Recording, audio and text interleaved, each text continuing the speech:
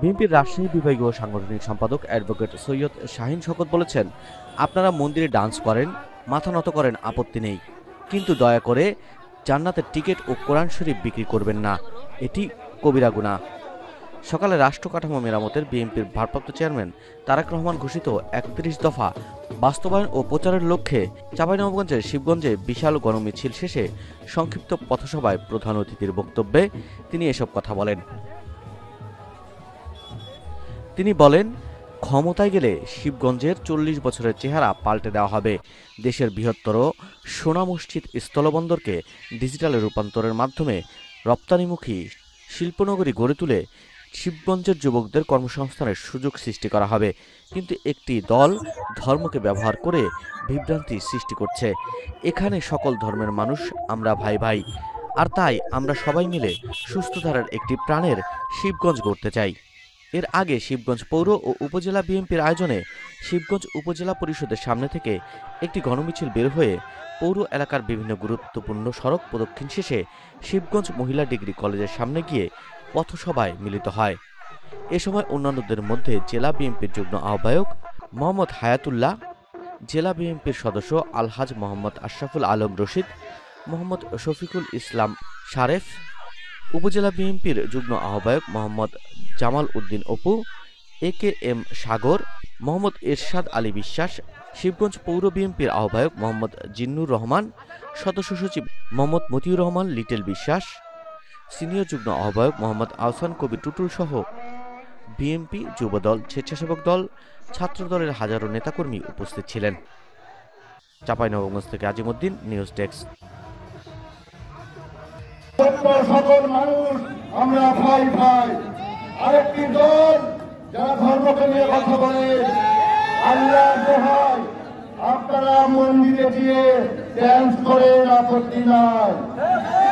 আপনারা মন্দিরে গীতা পাঠ করেন, আপত্তি নাই। আপনারা মাথা নত করেন, আপত্তি নাই। কিন্তু দয়া করে জান্নাতের টিকিট আর কোরআন শরীফ বিক্রি করবেন না। এটি বড় পাপ, এটি কবিরা গুনাহ, আপনারা জানেন।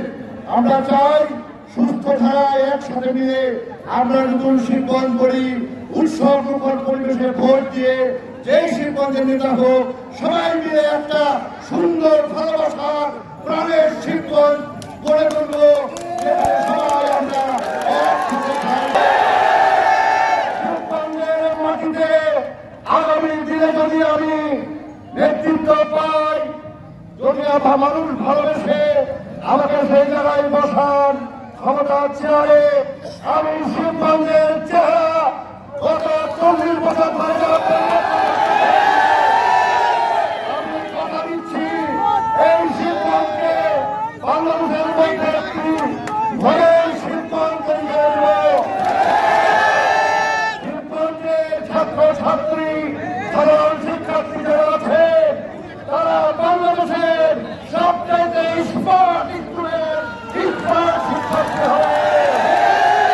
শিবগঞ্জের মানুষকে দেখে বলবে, ওই দেখো শিবগঞ্জের মানুষ হেরে যায়, কত স্মার্ট, কত যুবক, কত সুন্দর। ভারত এই পাঁচলা নদী হয়ে গিয়েছে, রেটিং করে পাঁচলা নদী আর পাঁচলা নদীর সাথে কানেকশন তৈরি করে একটি বিশাল পর্যটন কেন্দ্র তৈরি করে দেওয়া হবে। শিবগঞ্জের দ্বিতীয় বৃহত্তম এয়ারপোর্ট, এই এয়ারপোর্টকে ডিজিটালাইজ করা হবে। শিবগঞ্জের যে আম, নওগাঁ, চাঁপাইনবাবগঞ্জ এবং রাজশাহী আমকে একসাথে ১০০% রপ্তানিমুখী শিল্পে পরিণত করা হবে।